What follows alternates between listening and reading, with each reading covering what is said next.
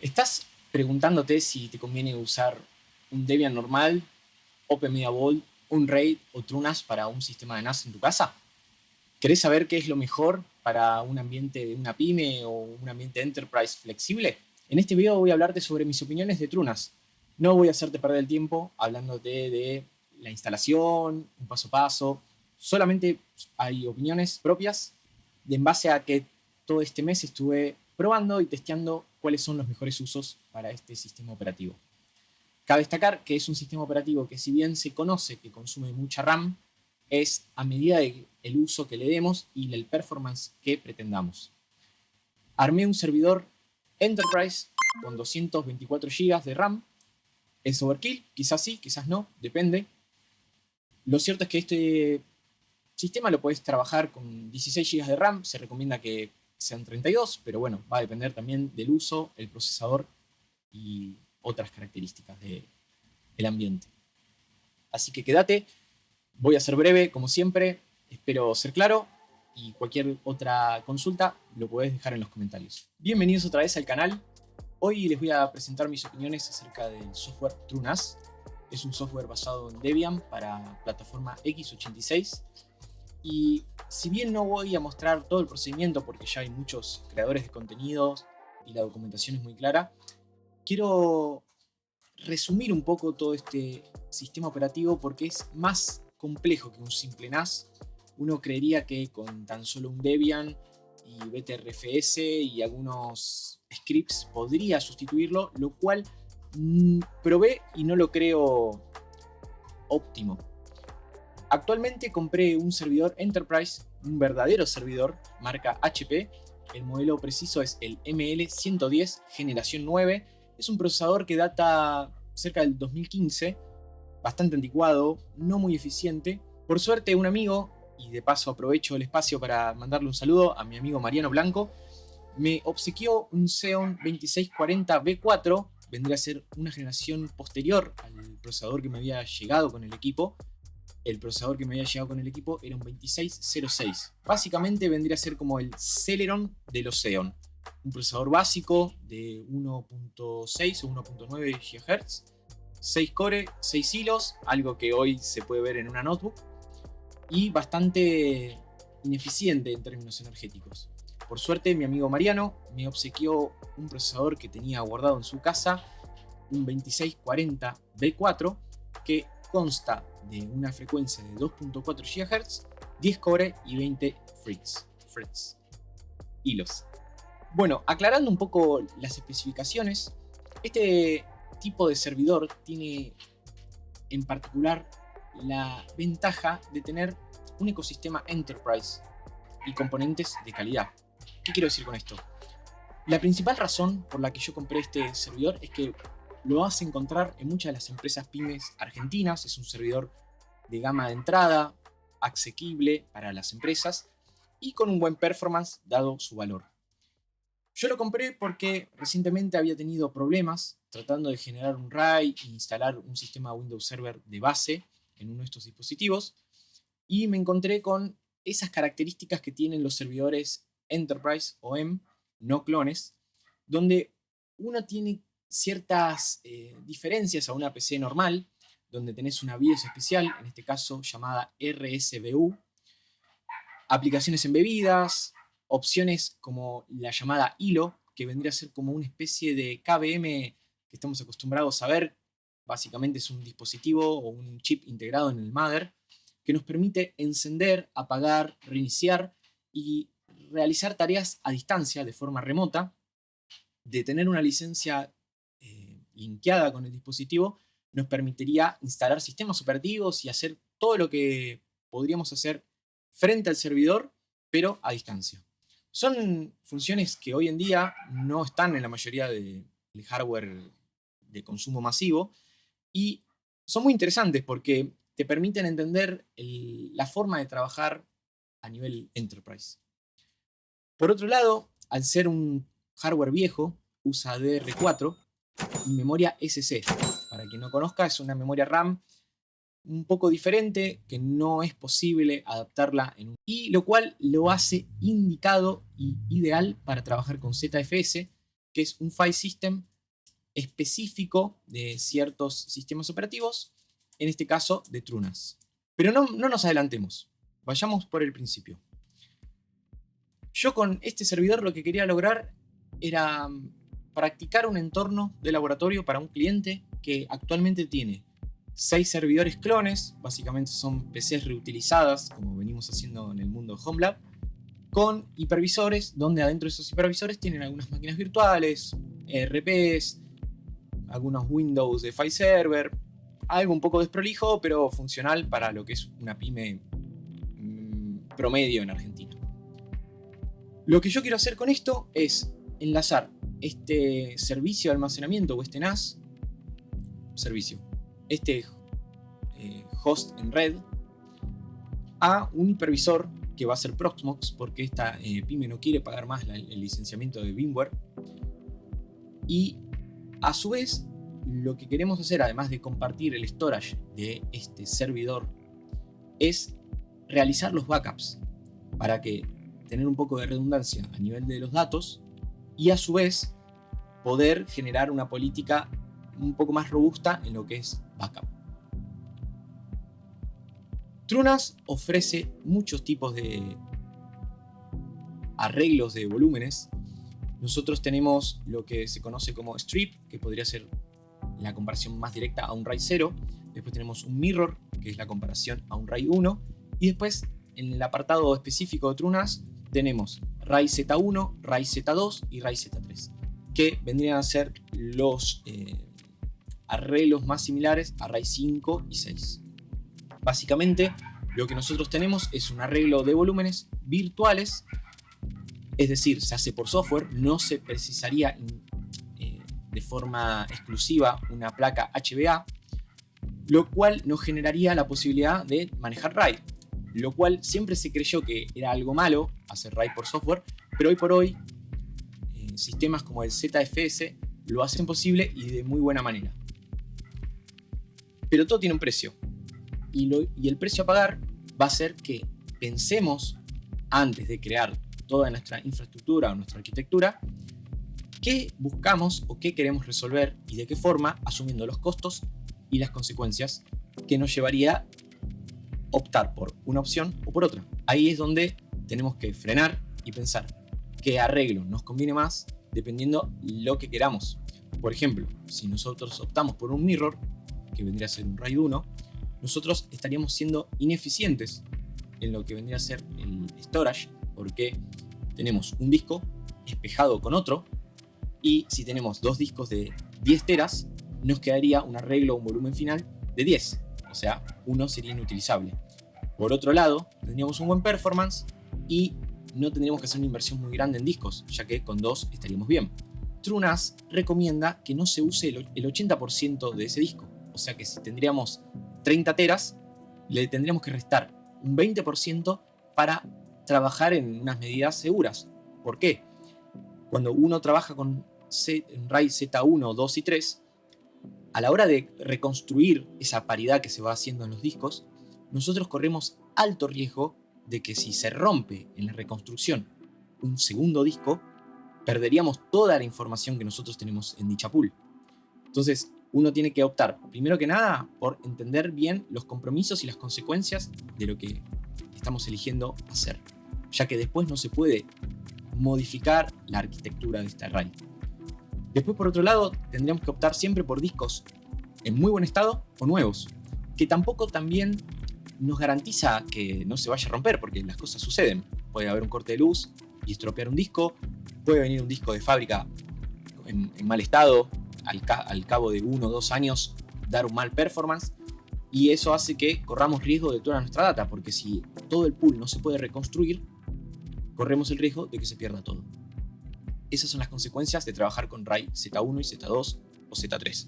Obviamente que si trabajamos con un Z3, estamos mucho más asegurados que un Z1 o un Z2, porque el Z3 tiene 3 discos de paridad, es decir, tenemos 3 discos de margen para reconstruir nuestro arreglo. Estarás notando que es un sistema operativo bastante complejo.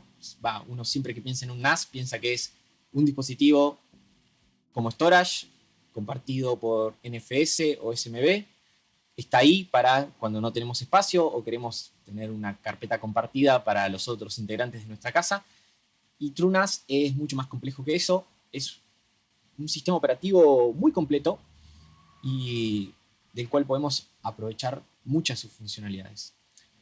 Me gustaría también destacar que dependiendo del arreglo RAID que nosotros optemos, si bien no es condicional, sí es recomendado, dada la documentación y la experiencia de otros usuarios, que usemos cierta cantidad de teras de los discos en los ciertos arreglos, dependiendo de la gama del producto y también del arreglo. Es decir, no se recomienda usar RAID Z1 con discos Enterprise mayores a 2 teras, más que nada porque corremos el riesgo de que si tenemos discos grandes y poca redundancia, es decir, tenemos una paridad baja como RAID Z1, recuerden que es un disco de paridad, corremos el riesgo que si un disco se rompiese y debemos hacer la reconstrucción, corremos el riesgo que al estar trabajando con discos grandes, con mucha data dentro, a la hora de hacer la reconstrucción falle y perdemos toda la pool. Por eso se recomienda que en RAID Z1 el límite sea unos 2 teras, en RAID Z2 el límite sea entre 4 y 6, dependiendo también el uso. No es lo mismo tener discos con muchos archivos grandes que muchos archivos de pequeña data, va variando.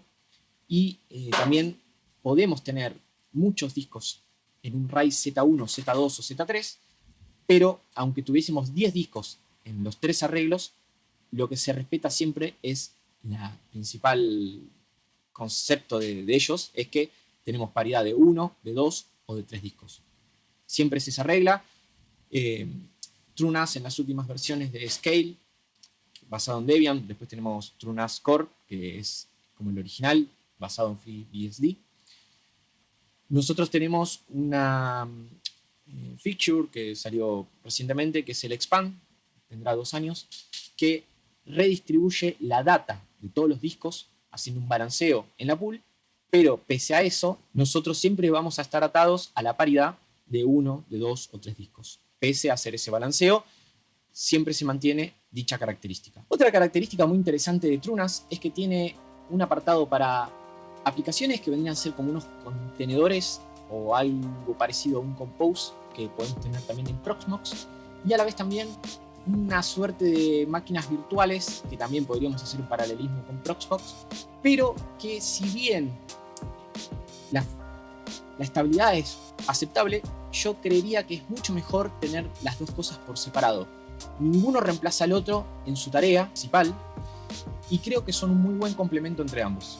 Es decir, yo estoy lanzando varias aplicaciones, unas 10 aplicaciones en el TrueNAS, que las migré desde mi Proxmox allí, y 2 máquinas virtuales que son muy demandantes en RAM, y en la mini PC que compré, que mostré en el anterior video, tengo un poco de compromiso de storage y de RAM. Bueno, también de CPU, pero eso lo planeo ampliar en el futuro cercano. En este servidor yo switché la placa de red que había comprado para el mini PC. Voy a comprar otra idéntica, una Mellanox Connect X4 de 25 GB, doble puerto SFP 28, y a su vez voy a adquirir también una HBA Broadcom 9305 16i, que básicamente me va a permitir poder utilizar discos SAS, que son los discos empresariales. Quizás los hayas oído, quizás no, pero acá por ejemplo tengo uno que me obsequiaron. Esto vendría a ser de un storage profesional SAS. Esto es simplemente un holder, y este es un disco SSD Enterprise. Si prestas atención, espero que se esté viendo, tiene una interfaz diferente a la SATA normal que estamos acostumbrados en el mercado consumer, y presenta una mayor durabilidad en el dispositivo. Estamos hablando de discos profesionales que pueden trabajar 24/7, entre 6 a 10 años, quizás más, quizás menos, es un promedio. El doble ancho de banda y entre 3 a 5 veces de IOPS, que básicamente es una característica fundamental si nosotros estamos compartiendo storage y cómputo entre máquinas virtuales en un servidor. Increíble. En este servidor, la Mother no tiene un puertos PCI M2, entonces compré recientemente, hice un test, el adaptador más barato que encontré en Mercado Libre, unos 17.000 pesos, en cambio serán $12. Vinieron con thermal pads, coloqué un disco de 512 que tenía de una notebook de antes y uno de 256 que compré en Marketplace por $20, y en él coloqué un PBS, un Proxmox Backup Server, y en el otro un SIEM completo Security Onion, una máquina virtual basada en Ubuntu, que también hice un video el año pasado, que consume mucha RAM, y el servidor, al tener tanta RAM, me viene ideal tenerla hosteada en el TrueNAS. Lo que logro con esta implementación es destinar el almacenamiento rápido de los NVE para ciertas operaciones, ciertas pools, ciertos usos, para el cacheo, archivos menores a determinados kilobytes, y uno puede hacer una gestión entre qué va en una pool, ya esa pool podría ser discos mecánicos SATA o SAS, qué va en otra pool, eso pueden ser discos SAS o SATA SSD, y qué va en otra pool, y esto puede ser los NVMe. Haciendo esto, nosotros lo que generamos es un mayor control de nuestra data, y a la vez optimizamos los recursos en base a latencias, throughputs y IOPS. Cabe aclarar que un arreglo RAID no es hacer un backup. Básicamente nosotros estamos haciendo redundancia en un RAID. No estamos teniendo una política de backup fuerte. ¿Qué quiero decir con esto? TrueNAS tiene también la posibilidad de hacer snapshots y también de duplicación. ¿Qué es esto? Básicamente nosotros hacemos una política de, además de nuestros volúmenes, snapshots de nuestros pools, y esa deduplicación varía a ser como los snapshots, pero de forma incremental. Es decir, la primera deduplicación que hagamos va a ser pesada, y a medida que nosotros hagamos cambios en esos snapshots, vamos a estar modificando solamente las diferencias entre uno y otro. Lo bueno también de ZFS es que es un sistema de archivos que está todo el tiempo corroborando checksums y hashes. Entonces eso evita que nosotros tengamos una corrupción a lo largo del tiempo de nuestra data, que en un RAID normal físico de una tarjeta RAID eso no está contemplado. Por eso la ventaja enorme que tiene ZFS contra un RAID convencional hecho por hardware. Después, por otro lado, también haciendo una aclaración del uso de la RAM, nosotros tenemos que calcularle entre 1 a 2 GB de RAM por tera de duplicación. Es decir, que si tenemos unos 50 teras de duplicación, vamos a estar precisando unos 100 GB de RAM. Por eso se dice que ZFS es un sistema operativo de mucho consumo de RAM. Pero a la vez también hay que aclarar que TrueNAS tiene un arreglo de una memoria ARC que se divide en MRU y MFU. Básicamente, MRU es Most Recently Used y MFU es Most Frequently Used. Básicamente, el sistema sabe qué tipos de archivos tienen qué tipo de tráfico y qué cantidad de uso. Entonces, cachea de forma inteligente con su algoritmo para saber qué debe guardar en memoria y qué no, para agilizar los procesos con mayor frecuencia y de los procesos más recientes. De ahí viene el MRU y el MFU. Por otro lado, también probé OpenMediaVault y creo que es un sistema sólido también. Está basado en Debian, al igual que TrueNAS, pero a diferencia de TrueNAS, es un poco más user-friendly, el uso de recursos es mucho más generoso, las opciones son más simples, creo que cumpliría más un rol para una persona que quiere un NAS, no ocuparse mucho de ello, no poner mucho hardware dentro y demás. Ambas opciones son correctas, dependerá de nosotros de testear qué se ajusta a nuestras necesidades. Por otro lado, también hay que aclarar y remarcar que tener un NAS no significa tener un backup. Un backup se tiene que testear, tenemos que hacer simulacros para ver que el backup esté hecho, Un backup tiene que estar en diferentes dispositivos, tiene que estar en diferentes lugares y estar testeado ante catástrofes y tenemos que medir cuánto tardamos en estar operativos otra vez. No nos sirve de nada tener un sistema con dashboards, arreglos, volúmenes y demás, si eso después no lo llevamos a la práctica y no vemos que podemos volver a estar operativos después de todos los procesos, de todos los sistemas y demás que implementamos. Sin mucho más, espero que este breve video de Trunas, con mis opiniones, les haya aclarado ciertas cuestiones. Si tienen dudas, pónganlo en los comentarios. Si está dentro de mi conocimiento, les contestaré. No hay ninguna forma correcta de hacer las cosas. Yo encontré la mía. Creo que tener mis aplicaciones y cosas críticas o con cierta flexibilidad, sigo optando por tenerlas en Proxmox, pero sí teniendo ciertas máquinas virtuales como Security Onion, que aclaré que es una cuestión de uso de RAM y uso de CPU. La moví al Trunas, que es donde mayor RAM tengo. Creo que también depende de nosotros. Yo actualmente creo que este combo de Proxmox con Trunas me sirve mucho a mí.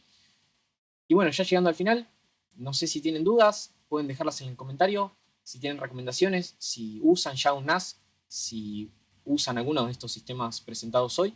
Así que bueno, ya llegando al final del video, les agradezco su tiempo por ver. Y bueno, nos vemos en la próxima entrega. Adiós.